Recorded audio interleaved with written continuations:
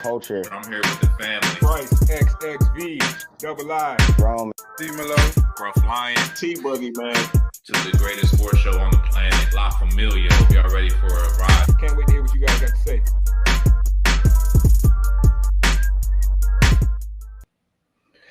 Welcome back to another episode of Hail to the Culture. I must remind you folks, we are the original HTTC. We were HTTC before the Commanders were even a thing. We were Hail to the Culture. So low-key, we should have got a copyright on that. Probably could have found ourselves a little extra bread right now, Rome. But I'm your host today at Bryce XXV. As always, I'm joined by my guy, Rome. Introduce yourself, brother. Yes, sir. You know who it is, man. Young Rome 22 on all socials. You know how we do. Hell to the culture. And Bryce is right, man. We had this way, what was it, like 2018, 2019? HTTC? Yeah, bro. I feel like we need to check for that. I don't know. Maybe I'm getting a little greedy. I just feel like we need to check. Hey, we about to get into it, but it might not be HTTC for much longer. If a certain someone has his way. Good point. Yeah. We about to get into a lot of stuff. And on today's topic list, we've got Trump and the possible name change back to the Redskins. We've got the second-year player that we expect to stand out the most this year in training camp.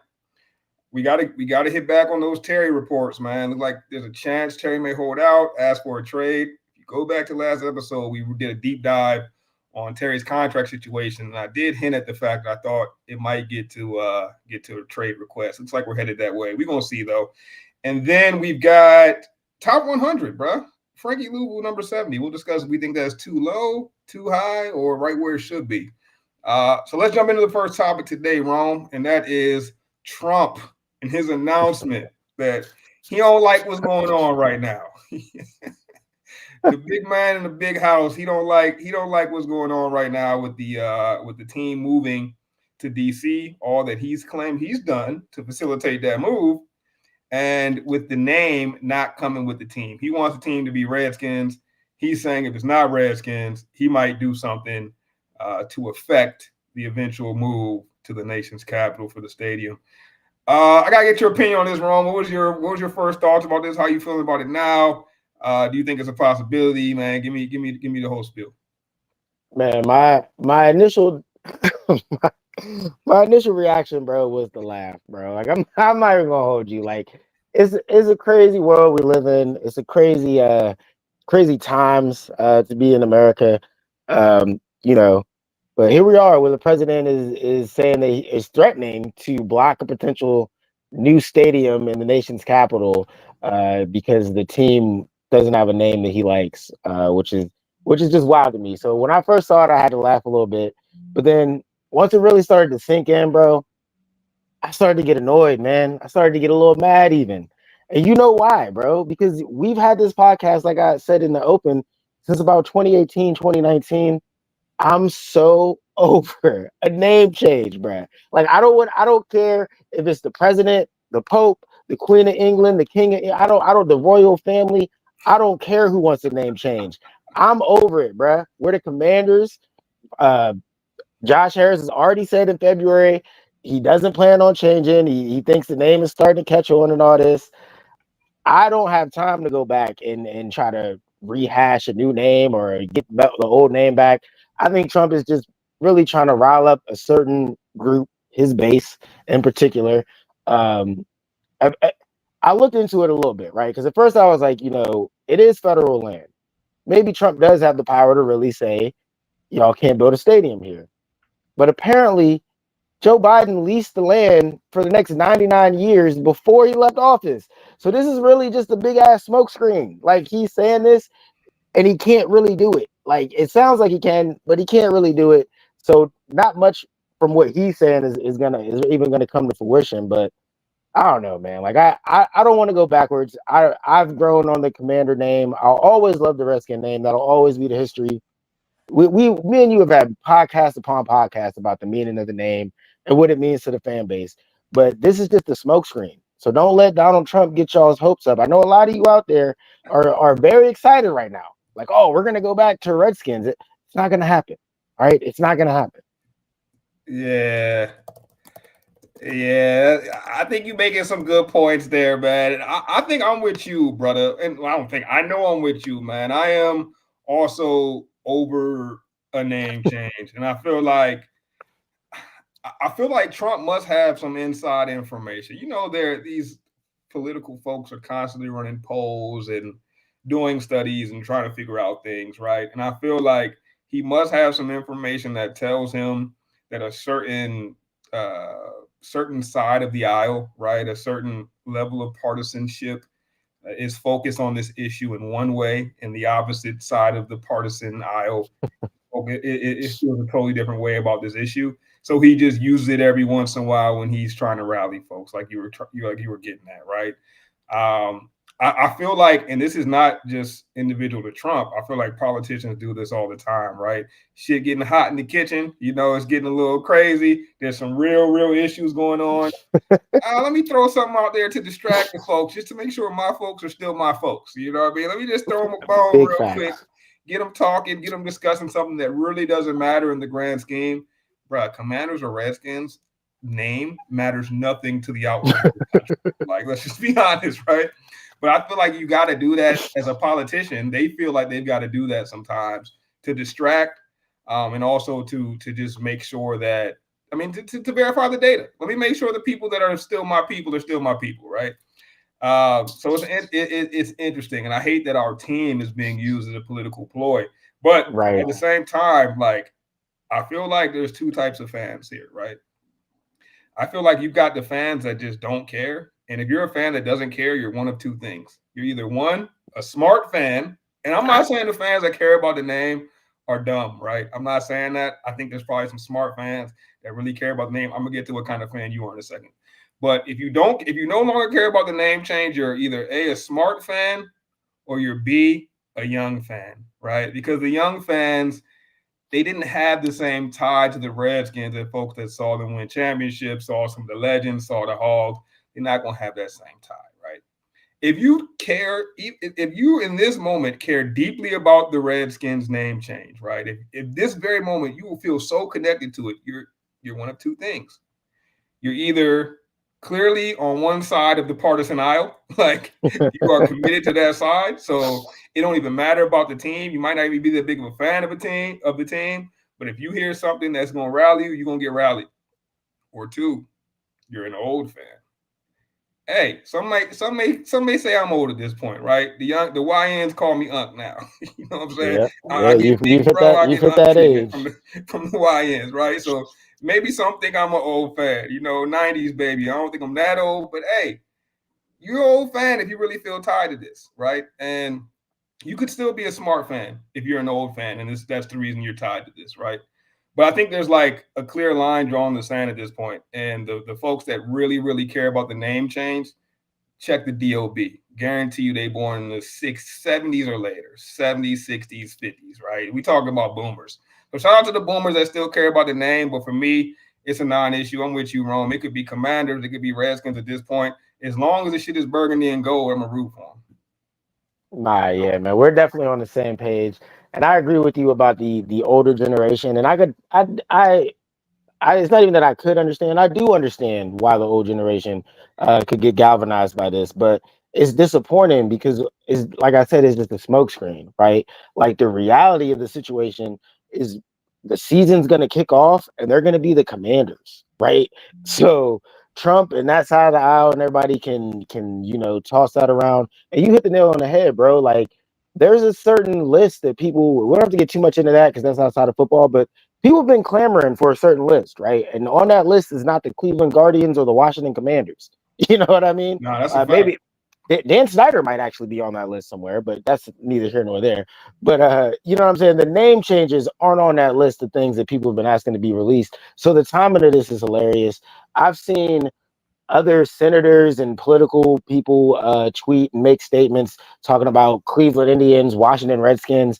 And again, I had to laugh because you don't even work in that state, bro. Like, could you imagine being in, like, I don't know, Kentucky, and your governor is talking about the Washington Redskins and the Cleveland? They don't even play here, bro.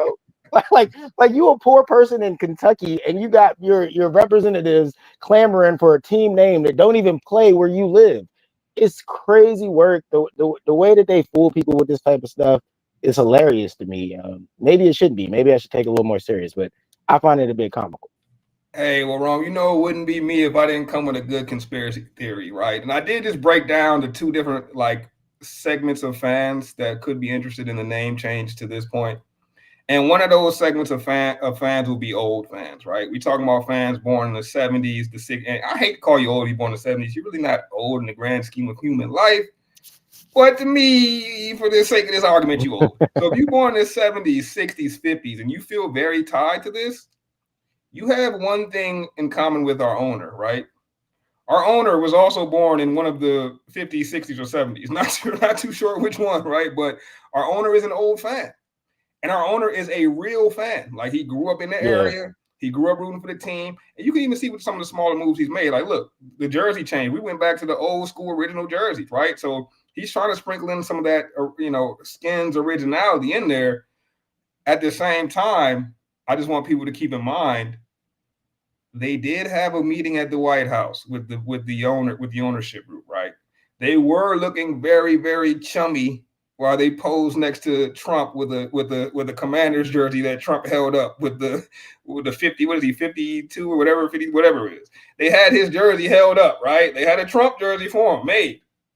So that, and I got to give a conspiracy theory. What if, and I don't think this is the case, but what if this is what they call a soft launch? Trump soft launching the Redskins name on behalf of Josh Harris and crew. And what he really doing is, I'll put a field out there for you, Josh Harris, and see what the public thinks about it. And based off this information is how Josh Harris and team decide to move on, and decide if they're going to go with the Redskins name or not. Because keep in mind, dog, Josh Harris, Mark Ein, these are older fans, bro. They're not in this. They're not tech money, right? They're not new money, right? Not call them old money. I don't think that Josh Harris has legacy dollars. I don't think he's a crazy heir to money, right? But at the same time, it's a guy that's born in the 60s, maybe 50s. I think he's born in the 50s. There's a guy born in the 50s who has that same similarities with some of our older fans who seem very, very tied to the name Redskins. I listen to Kevin Sheehan every once in a while. And he's one of the media members in the area that I trust the most and enjoy listening to.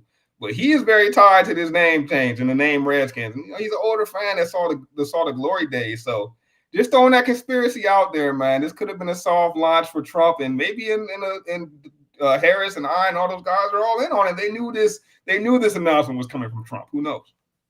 I mean, you are one for the conspiracies, and that one's put together pretty well. So I wouldn't dismiss that completely, but it does just contradict what Harris has said earlier this year. So that's the only reason that I would leave that one in the conspiracy bin. But it does make a little bit of sense.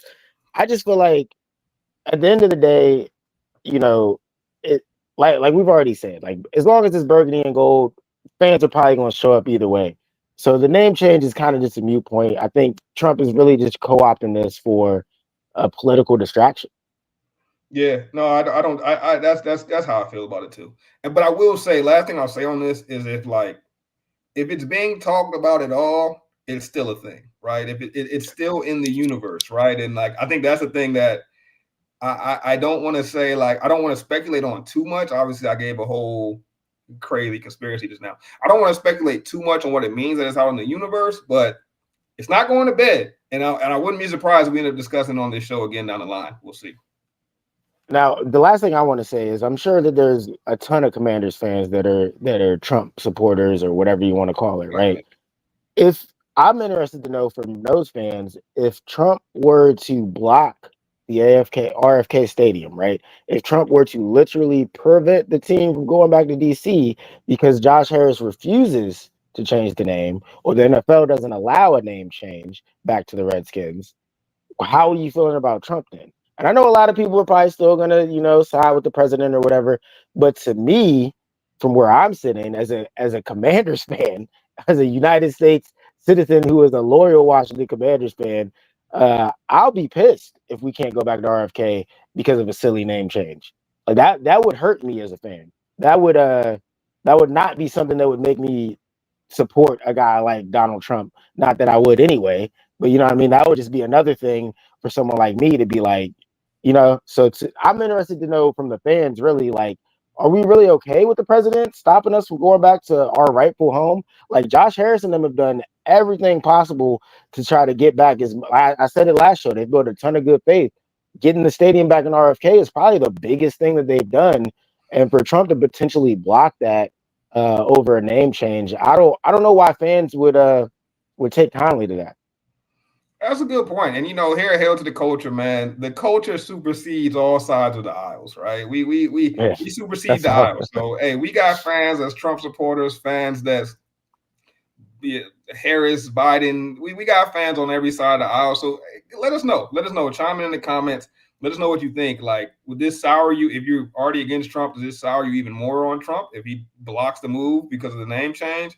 If you are a Trump supporter, would blocking the move to DC start to sour you a bit? Because we all know, man, like there's nothing. I don't care if you're a Democrat, Republican, whatever. There's no fan more loyal than Commanders fan. And when we get into that stadium, we all won. We all No, burgundy and gold, man. That's that's the what thing I I was love about to about say, our fan man. base. Like Like we my got my folks from all walks of life. my political party's not red or blue; it's burgundy and gold. And if Adam Peters would have been on the ballot last year, he probably would have got my vote. Dog, Adam He Peters probably probably would have could got have my vote last ran. year. He probably could have ran for Senate in Maryland and got a He sizable. probably would have got my vote last year. Not even close. That's a fact, dog. And then, yo, it's crazy because for so long Adam Peters could do no wrong, right? But we finally into that. And we gonna touch on that later when we get to the Terry talk. But for now, let's get to training camp, man. Obviously, training camp are basically here, right? It's already started for a couple teams. I think our rookies Yeah, have already started, but here we are, man. Another training camp. We may be making an appearance out in Richmond this year. We'll see, Ron. But another training camp, man. And the question for you today is what second year player do you expect to stand out the most in this year's training camp? oh, that's a good one. That's a good one. I was thinking about this a little bit in the pre-show. I wanted to say Mikey Sanders still, but I think I'm gonna go with Luke McCaffrey on this one. Okay. And I'm saying that because he's a guy that I think needs to stand out, right? Like I think he needs a good camp. I'm pretty sure I mentioned him last show. I think not only does he need a good camp, but I think he'll have a good camp. Now we've seen plenty of wide receivers on this team have good camps and not do much into the season. So I don't know if that'll bleed into the season, but I think Luke McCaffrey not only has to stand out, but will stand out, especially early on in camp. Hopefully, he can string together some good preseason games and solidify himself as a starter. Shoot, man. If something like that happens and like throughout training camp, Terry's still holding out, bro, it's gonna get real scary. It's gonna turn into the scary hours, man. Because like last year, it was clear that Luke just wasn't there yet as a player. It's to the point where, I mean, in my opinion, they gave him every opportunity to succeed early on at the receiver position. He had that one play. I want to say it was against Tampa, the first game we played Tampa when they beat us. Wait, Yeah, no. Was that we played Tampa before the playoffs, right? we played Tampa week 1 and then again in the playoffs. Week one, yeah. When we played on week one, I want to say Luke almost sprung free for a tud. And he was like, got pushed out at like the 3 or 4. And I felt like if he scores that touchdown, and if I'm getting the game wrong, my bad, family. But I always felt like if he scored that touchdown, that could have been a springboard to a great rookie season. But instead, he gets pushed out at the 3, and it just seemed like it took a long time for Jay. It seemed like it took a considerable amount of time for Jaden to trust any of the receivers, but especially Luke. And to me, they gave him ample opportunities to succeed at receiver. They gave him plenty of snaps at receiver, and when he didn't break out, they put him at punt return, right, or kick return. Excuse me. Yeah. And it was like they were just trying to get the man on the field. Like it's clear, like this is Adam Peters' guy.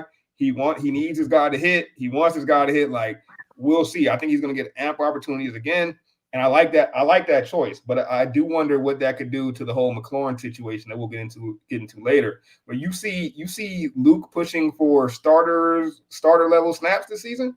Yeah, he's got to be the slot guy, I would think. I mean, they brought in Wes Welker, right? So that's why I'm saying this because I'm expecting big leaps from Luke. Like to your point from last season, it seemed like they gave him opportunities, but he never really like capitalized. He never like did anything to be like, all right, Luke has arrived. But he did earn the playing time, right? Unlike Ben Sinnott, who I mentioned last show, didn't really earn enough playing time to even show what he could showcase. Luke got the opportunities to showcase something, and I don't want to say he wasn't impressive because he wasn't terrible, but he wasn't enough. You know what I mean? Like, so I'm expecting him to like I expect him to play in the preseason, but I expect it to look like we need to get this guy off the field because it's preseason. You know what I'm saying? Yeah, yeah. Nah, I like the choice, man. And like to me, Luke McCaffrey does have some upside. I think the most like the biggest upside that I see from Luke is the fact that he hasn't been a receiver for all that long, right? And when I think about that, a guy that's changed positions still is learning the nuances of the position, but you still got those athletic traits. Like it could just be a matter of it all clicking at the position. And with players like that, I feel like you can see ascension really, really quickly. It's like, oh, he gets Yeah, it. Now he's going to start killing it immediately versus it being kind of a slow roll. Maybe that first he was all Luke really needed to get into the flow. But I definitely see the potential. And another thing I do like about Luke is like, he's like, they do all that commander talk, but he's definitely one of those guys, right? He's going all out at all times. When you flip on the all 22, I mean, he might get pushed around on the block, but he gave it his all to try to make the block. And that's something I got to respect, man. Especially considering that in the past, they've gotten rid of receivers who they felt like weren't laying it all on the line. right. They've traded traded away John Dotson. I So wasn't, I I agree was with trying you not though, to say because the name, but that's exactly what I meant. because sometimes blocking is just about effort. You don't necessarily got to get a good block. If you can kind of just get in the way and slow the defender down, like so Luke does do that. Like to your point, he gets pushed around. He's a smaller guy, but that effort when you're blocking is everything. Nah, facts, facts. So we'll definitely be tracking him closely this season and through training camp. For me, second year player, I'm expecting big things from in training camp. And honestly, man, I just expect big things from this guy in general. That's Jordan McGee. Jordan McGee, linebacker out of Temple. Last year, I expected some big things from him. They were trying to mix him in some packages with Wagner, with Louisville. He ended up with the meniscus injury and essentially sat him out until the very, very end of the season. But when you look at Jordan McGee, he is the quintessential Adam Peters draft selection, man. Late round linebacker with crazy physical traits, impressive college production, who just played at a smaller school, so may have gotten overlooked in the draft process. But the physical traits are there. The real question becomes like, for me, does he show enough to be the heir apparent to Bobby Wagner, right?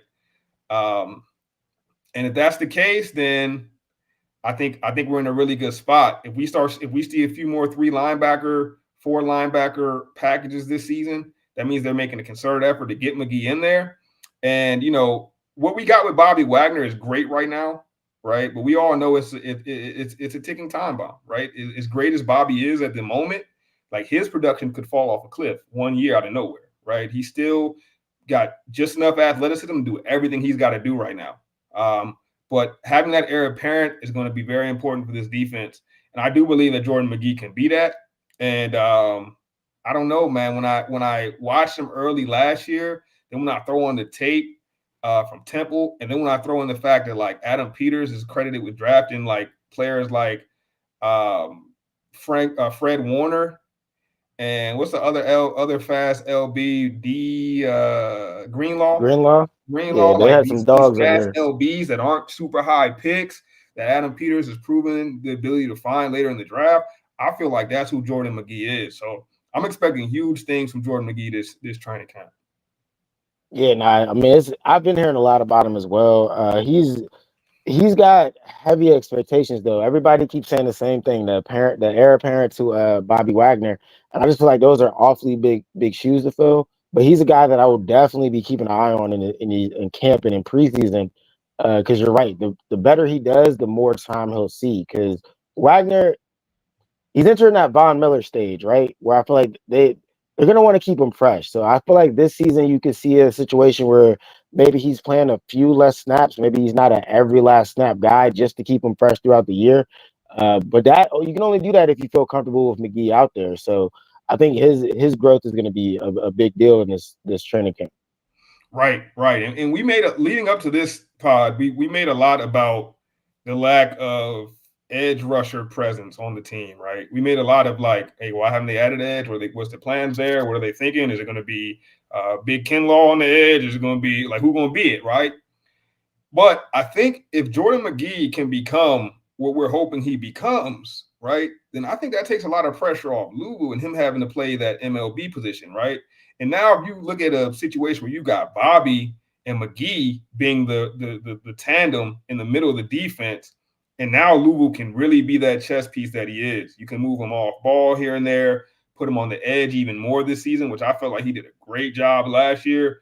And even sneak him in like the middle of the line for some middle stand-up rushes here and there, as long as that other linebacker is solidified. And I do wonder if like Louvu playing as much middle linebacker that he did last season. We saw Louvu a lot in coverage last season. I wonder if that was just a result of Jordan McGee being hurt and not so much of a result of the Louvu plan, so to speak. Because Louvu to me is best when he's attacking, bro. I don't really like. I love Louvu. I think he's solid enough in coverage. I think he's solid enough like plugging gaps. Like I think he's good at all those. I mean, he's good enough at all those things. But I'd much rather him with his hair on fire going after the quarterback. No, I agree with you completely. Like I would say he's literally good at all those things, but he's great to amazing when it comes to rushing the passer and blitzing. To your point, Luvu is the ultimate chess piece. He's a guy where you got to move him around. Like he's most effective when you're lining him up on the edge, then lining him up in the middle. He's literally most effective when you move him around because you never know what he's going to do, right? So I agree with that. And again, unlocking McGee's full potential could really boost this defense, and this defense needs a serious boost. Yeah, facts. All right. Well, I think that kind of segues us into our next topic, which is Louvu. And NFL 100 list comes out every offseason. They've been going along with that. We've already seen Bobby Wagner make a list. Correct me if I'm wrong. I think he was 74, 77, 74. 74. 74. So Bobby at 74, 4 spots later, you got Louvu at 70. So I want to get your opinion on Louvu at 70. Did you think that was too high, too low, right about right? What did you think about Louvu coming on that top 100 list? First time, man, his first time ever on the list. I was shocked, bro. I was completely shocked because I keep up with this list every year. I wasn't too surprised Bobby Wagner was on it. This list is voted on by the players, right? So obviously Bobby's very well-respected player in this league, been on multiple teams, Hall of Famer. So once I saw Wagner on the list, I was like, okay, like I don't think they're going to vote Louvu ahead of him. But that's a testament to the season that Louvu had. I really think, that's what I like the most about this list is the other players voting on it. And I think when you hear and listen to what they say, I think Michael Parson was on there talking about how a lot of the scheme that Joe Witt and Dan Quinn run is beneficial to a guy like Louvu, how he misses playing in that scheme. So I can't say I'm shocked at where he landed once I, heard the people that voted for him, why they put him there. It makes a lot of sense. I think it's also a great sign for the Commanders in their defense. Louvu's still a guy that's on the ascension. Like we think a lot about Wagner, Von Miller, these guys are getting older. Louvu's not exactly the youngest guy, but he's still a guy who's kind of rising in his career, and I think the best is yet to come. So I think this is the perfect spot for him on this list. And I'd be willing to bet that he'd be even higher this time next year. Yeah, I agree with that last point, 100%. I think that's why, for me, I felt like it was a little too low for Louvu. And one of the main reasons I feel that way, honestly, I thought it was too low for Bobby, especially when you look at Bobby was in the 50s last year, and he has a better season but drops lower. That shit makes no sense to me. Like he has a second team All-Pro season, but somehow is in the 70s. So like, I mean, if you're second team All-Pro, and so was Louvu, right? So if you're second team All-Pro, that means hypothetically, not just people at your position, but at all, there's only 24 to 48 guys better than you.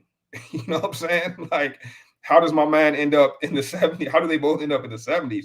I don't get it. I definitely thought Louvu should have been higher, right? Because, and this is another way I'm looking at this is like, we're an NFC championship team, right? There's only 4 teams that make it to those conference championships, right? So if you're telling me, so we know we got Terry left and we got Jaden left. Outside of those two, we'd be hard pressed probably to have another player, considering that Tunsil's off the board. He wasn't even with us last year, and now Louvu and Wagner are gone. So you're telling me one of the top 4 teams in the league last year is only going to have probably one player in the top 50. I mean, now that depends where Terry lands. Maybe Terry lands a little higher, but like, dog, I feel like folks are sleeping on Luvu and Wagner a little bit. And I want to get into Wagner just a little bit too, because like Wagner 74 is really crazy to me. Because like, dog, if I had to credit any player, like obviously the number one credited player for last year's turnaround is Jaden Daniels. He's number one, dog. He's the number one reason we were where we were. But number two, I think it's a lot closer than what most people would realize, like outside looking in. But if you're close to the team, I think number two is Wagner. Now, 60 to 70% of the reason he's number two is probably for off the field shit, right? When we talk about Wagner. I know I'm getting my bad from I'm getting a little off topic. This topic is supposed to be about Luvu, but I gotta say this. Like, I'd say 60% 70% of the reason that Wagner is number two for me, for the reason of our success last year, is because of his off the field stuff, right? The leadership, the off the field intangibles, like keeping guys accountable, things like that, right? But wrong. Last season, bro, like we've been talking about this as Commanders fans for so long, dog. Last season, how many just blown coverages did you see? Very few. Now, did we get beat on some big plays? Yes. Most of the time we got beat on a big play, at least it was somebody in the gap to try to tackle him. It was just a missed tackle, you know what I'm saying? But like, how many times as Commanders fans in the past have we had to watch completely blown coverages, bro? Like completely like blown coverages, completely blown gap assignments. And like number one reason, in my opinion, for that not happening last season was a signal caller. That's Bobby. So for that alone, I feel like he should be higher than 74. When we talk about Luvu, talking about that guy that's getting 100 tackles and then 8 sacks. Who's doing that in the league, bro? Who's combining? Who's giving you 100 tackles and 8+ sacks? It's really not happening, dog. So like for him to be at 70, I feel like he was slighted a little bit. Both second team all pros. I feel like your second team all pro, you automatically should be top 50. If you just like doing the math, that there's only 48 players on first and second team offense and defense, right? Maybe 50 because they got the special, the slot receiver and the freaking slot corner or whatever. I think that's just a testament to how the players view it versus the writers. Yeah, good point. But I mean, I just feel like, and then again, Luvu first time on the list. So whenever it's your first time on there, you know what I'm saying, you got to have, you can't just come in at top 30, top 20 off the rip as a 7th year linebacker. I get that. But I just feel like Luvu was a little slighted. I feel like Wagner was a little slighted on this list. Yeah, no, I don't disagree with you. I can see how you made good points with them being second team all pros and then being so low on the list, but the players always vote a little weird. You know what I'm saying? And I think that's why I find it a little interesting, because the players typically don't have the same top 10s and top 20s as most people. But I like to hear from what they're saying, because these are the guys that you got to play against. So to me, it says a lot about, like, if I'm an opposing player, if I'm a running back, maybe there's a guy out there I'm more worried about than Luvu. Maybe there's a guy out there I'm more worried about than Wagner. But you make excellent points with them being second team all pros, though. That does make me feel like they should be higher. Yeah, I mean, just my opinion, but we'll see. And last question about the top 100 before we move on to our last topic. How many more players are you expecting from the Commanders to be on there? You think it's just Terry and Jaden left, or could you see anybody else sneaking on the list? Definitely just Terry and Jaden. Again, I was surprised Luvu made it. I really was. It's kind of like a popularity contest, really, when you think about it. Like, so who are the players you think is popping or is a threat? You know what I'm saying? In any type of way. So that's why I was surprised to see Luvu on it, because truth is, Luvu been a dog. Like this time last year when I was looking at the free agency signings, the tape of the free agency signings, Luvu was the only one that stood out. Like, he was a dog on the Panthers, right? So it's not like he is anything new. I think he just had more of a spotlight on him this season. Maybe that's what it is. Maybe if we play more primetime games, our players will get more votes. But I don't think we'll see anybody other than Terry and Jaden. I think Jaden, bold prediction, Jaden's going to be top 10 on this list. If Jaden's not top 10, then we got some hating going on amongst the players. You made a good point, though. I don't know if there will be 2 players in the top 50.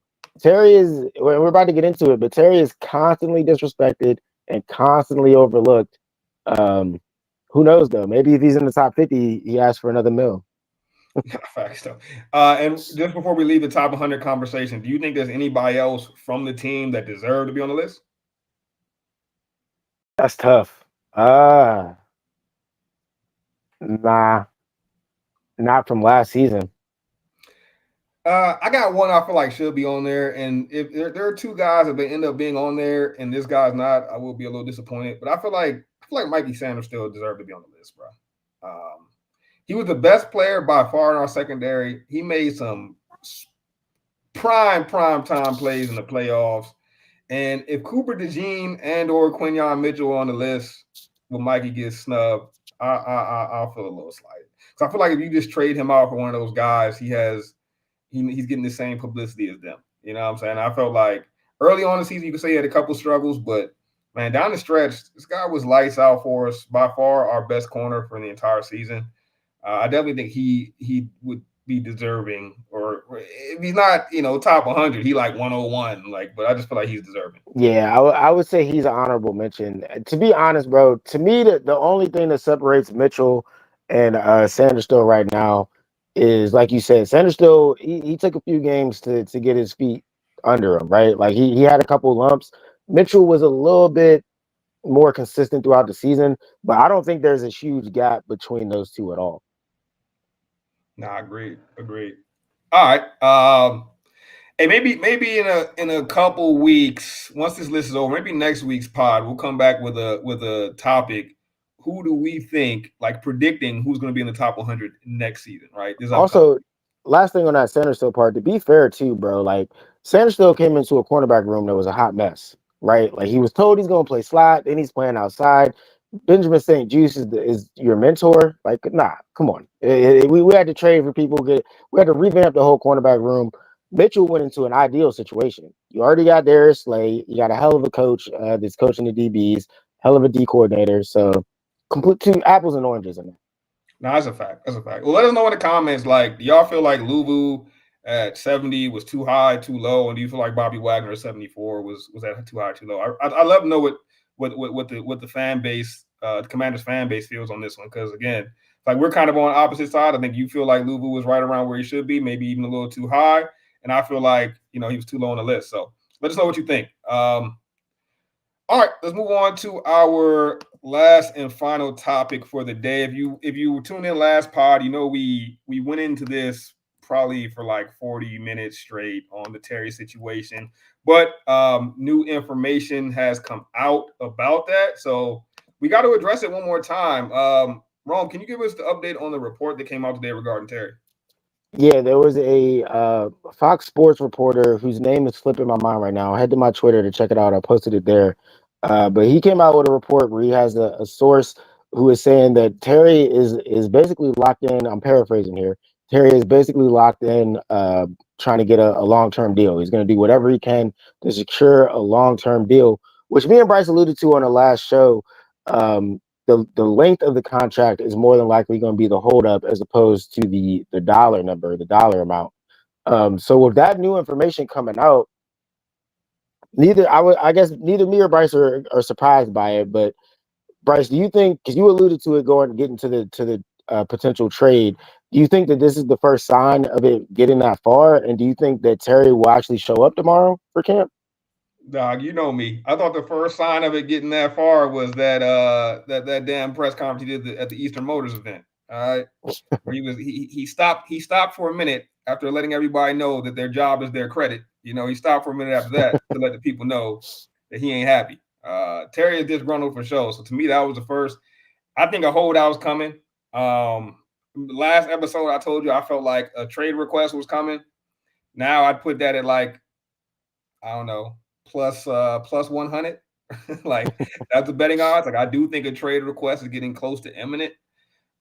We, like you said, bro, we said the money wasn't going to be the issue because the market dictates the money. It's the years, bro. Terry trying to get that last bite of the apple, and I'm damn sure there are teams throughout the league that would trade something to give Terry that last bite of the apple, to give him that 4-year deal he's looking for. It's just not the Commanders because they're running a different type of operation these days. When you pay these type of players, bro, you should never, ever pay a player for what they have done. As right as that should be, if that's it seems like that's right. You should get paid off merit. but really you're getting paid off what we think you will do. And when you look at that, man, it's hard to bet on a 32, 33-year-old receiver, bro. 29, 30, 31, cool. But 33, man, that's when it gets a little dicey. So I think the holdout is here. It's imminent. It's just now at this point, it's about how long it's going to last. Apparently, Terry talking about a hold out or a hold in, whatever, where he just don't play to start the season. Man, if it gets to that, bruh, like now we jeopardizing the success of this season. So hope it doesn't get to that. And I think it's imminent.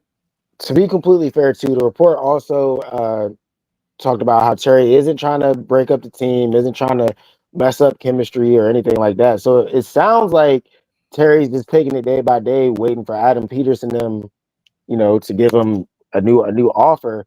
But if he's saying that, if the source is saying that his camp is looking for a long-term deal, so if they haven't reached out and given you a long-term deal, that leads me to believe Adam Peters, a guy who signed a bunch of people for 1-year deals, is looking to give a long-term deal.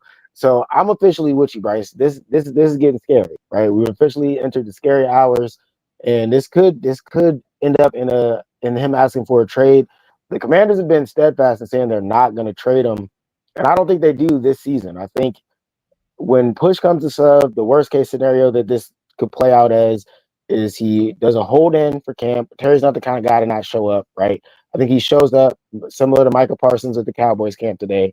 And maybe he just, or what Brandon Ayuk did last season with the 49ers. Maybe he's just there hanging with the fellas, you know what I'm saying, going to some team meetings, staying in the loop, but not actually participating in any actual drills or practice. I think that'll go on for a little bit.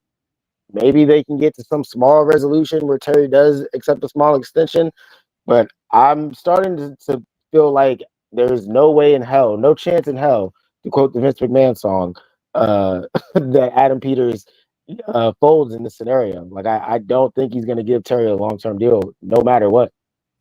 Yeah, and last episode we discussed leverage a little bit, right? And I was on the record saying I felt like the leverage was more on the Commander side. But I'll say this, like, the leverage shifts to me if Terry truly decides to do a quote unquote hold in, to where he gonna show up, but he not playing in nothing, right?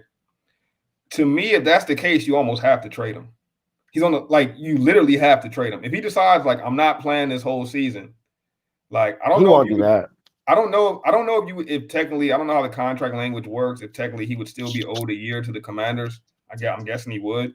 But I feel like if it gets to that, he feels like, yo, I feel this convicted. I'm gonna sit out the whole season, be a hold in.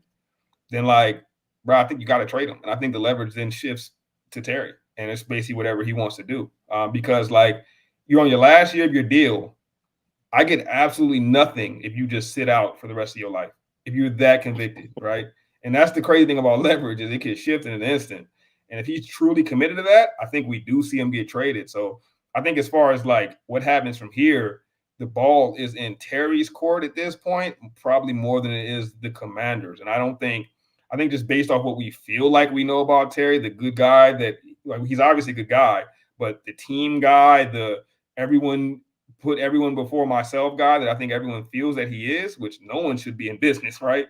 But I feel like that perception of Terry is what led everybody to believe like this would get done in combination of like this perception of Adam Peters that he can do no wrong. But like I feel like those Well, perceptions is what led everyone to believe that this was going to be a done deal. When in all actuality, bro, he's not. And if I was Terry's agent, if I was Terry's family member, if I was Terry's boy, like I would also feel like the Commanders are disrespecting them a little bit because like I'm looking at the entire history of the Commanders, what you've done for this team, what you've been for this team, and not looking at it from a future outlook like a smart or shrewd GM should be. nah, yeah, I mean, you said it best on the last show about that situation. What Terry means to us as Commanders fans versus Adam Peters, a guy who's only played for 1 season, right? Right. But at the end of the day, though, man, like I really don't think Adam Peters is going to fold for those exact reasons. I think Adam Peters views it as we just drafted Jalen Lane. We'll be able to draft a receiver in the future. They'll be like receivers aren't necessarily like running backs, where it's like, all right, you got the top tier running backs, and then the difference between tier 1 and tier 2 is a huge gap. The difference between a tier 1 receiver and a tier 2 receiver ain't really that big. You know what I mean? So like losing a Terry in the long run, like I'm not talking about in the vacuum of the season. I think Terry's leverage is in this season. Like I think Terry's leverage is holding in, right? In camp. Let maybe even holding in for a game or two, right? Maybe he doesn't play the first couple games. And you see how that affects the offense. Now you got Cliff Kingsbury saying, "Hey, this isn't when I agreed to stay. I could have been a head coach. When I agreed Good to point. stay, Good point. I agreed to stay with Terry as my ex. You know what I mean? Like that was a big part of my plans. Now you're hurting my chances to be a head coach next year because the offense ain't running the same. Or if I'm Jaden, y'all want to invest all this into me, make me the face of the franchise, tell me I'm the key to the future. Well, my future is not as bright this season without Terry out there. So the leverage for Terry is there and not playing if it's actually going to affect the on-field product because now you get the team, the coaches saying, going to the GM, going to Peters and saying, look, this isn't what you sold us as being a part of this team. You know what I'm saying? We came back because we thought this guy was going to be a part of it as well. So I think that'll be the only thing to make Peters fold. But I don't think Peters will fold in the way of Terry being on his squad with a 4 year extension. I think at best he gets 2 years, maybe three, but that third year will be a fugazi where all the money has already been paid and they can kind of reevaluate. Now, when I say, and if I'm Terry and I'm Terry's camp, if you really want to stay with the Commanders, that's the way you got to do it, bro. Like, if you really want to retire in the burgundy and gold, you're gonna take the small extension now, play great. You know, like you mentioned a bunch of receivers last show that fell off in there once they hit that 31, 32. There's a good case that you can make receivers that played it up to 35, 36 as well. And if Terry believes he can fall into that side of the court, that side of the aisle, then you take this 2 year extension, you get to age 31, 32, you reevaluate. Now, if you keep getting 1,000 yard seasons, double digit touchdowns for the next 2, 3 years, your reevaluation is going to be great for you. You know what I'm saying? But even if your numbers start to dwindle off, but you show like Santana Moss is the best example to me, right? His numbers weren't the same in his 30s as they were in his 20s, but he proved that he could be an integral part of the team and was needed on the team, so he kept getting brought back. So if you can do something like that, then you'll be fine. But I agree with this is the last big major contract he's going to get. So I understand why he would force a trade or anything like that to get that this is the last big one for Terry. So I get it. But if you want to stay with the burgundy and gold, it's gonna be a big one, but it's gonna be a short one, and you have to reevaluate. That's crazy. But yeah, I see what you I see what you're getting at with that, and I don't disagree with that. With that language around the contract, and I think we kind of discussed that last show, right, man? This it's about the years. It's not the money. The money is going to be what it is. Um, One thing I say, like if the deal gets done, I think what ends up making the most sense, and especially like to your point, right, which is kind of leaned into like Terry betting on Terry, right? Terry betting on himself, right?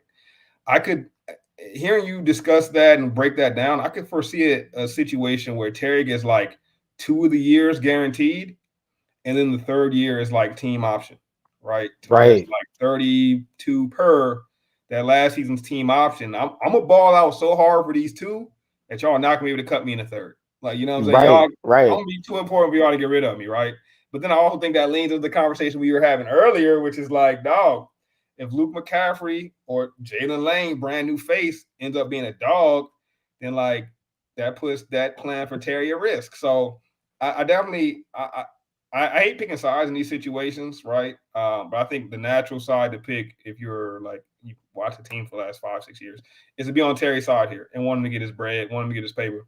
Um, we'll see how it shakes out though. We'll see, man. So real quick, last question on this for you. Do you think that the Terry McLaurin holdout situation extends into training camp? And if so, how far into training camp or past training camp you think this goes?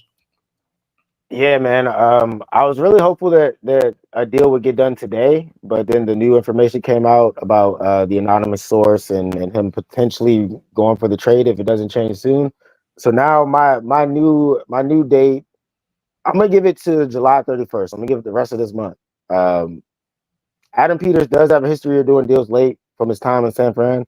So maybe that's the situation. Maybe this hold in, like this is very similar to Brandon Ayuk. Maybe this hold in lasts a good chunk of training camp, and then they get the deal done right before the season starts. But that might be best case scenario now, but I don't feel like that's a great scenario. A lot of the times when players miss camp or hold out of camp, aren't practicing with the team while everyone else is getting ramped up, that just leads to soft tissue injuries. It leads to less production early on. So I'm not really a fan of it going that way for the team, but that could be the way that it goes.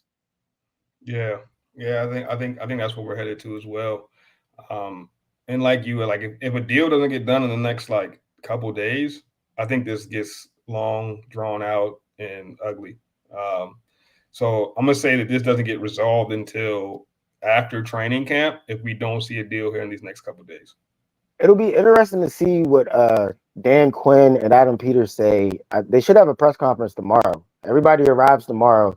So in these next 2 days, we'll get to hear from Peters and Quinn, I assume, who we haven't heard from since the Easter Motors, right?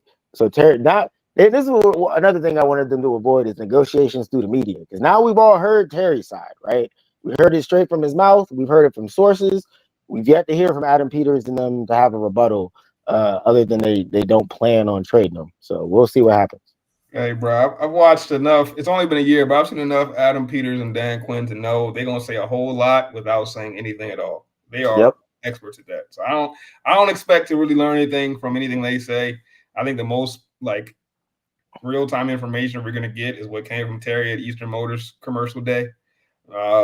So we'll see how it shakes out, man. But I think all of the fan base is on the edge of their seats, and this is not a topic that we will be done talking about anytime soon. I foresee. Nah. So stay tapped into it. To us, we'll continue to break down this and many more topics, man.